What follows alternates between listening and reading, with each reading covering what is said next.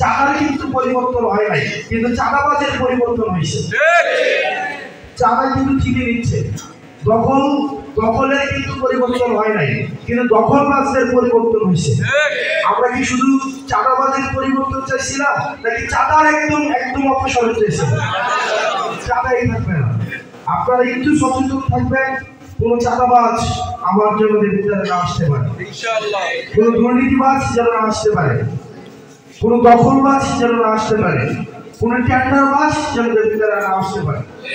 যারা ইসলামের পক্ষে, ইসলামের অনুশাসন মেনে, আমাদের ইসলাম কি বলছে হিন্দু জমি দখল করতে, তাদের অনুষ্ঠানে বাধা দিতে? এটা কি বলছে কখনো? আপনারা 1200 উপর হচ্ছে আলেম ওলামা আমাদের ভিতরে আছেন।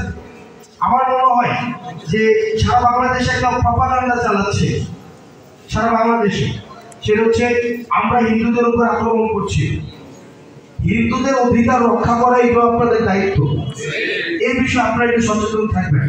কেউ যেন সাম্প্রদায়িক উস্কানি দিয়ে তাদের বিরুদ্ধে আমাদেরকে নাড়া লাগাতে পারে, এই বিষয়ে আপনারা মানুষকে সচেতন করবেন। অর্থাৎ আপনাদেরকে বিভিন্নভাবে বলা হবে, আপনাদের উস্কানি দেওয়া হবে, আপনারা কোন উস্কানিতে যেন সাধারণ মানুষ পা না দেয়, এই বিষয়ে আপনারা মসজিদ ভিত্তিক আপনারা মসজিদের মাধ্যমে সচেতন করবেন। আমরা এটা নিশ্চিত করতে চাই, যারা সংখ্যালঘু রয়েছে, হিন্দু ভাইরা রয়েছে, বৌদ্ধ খ্রিস্টান রয়েছে, তারা আমাদের কাছে সবচেয়ে নিরাপদ।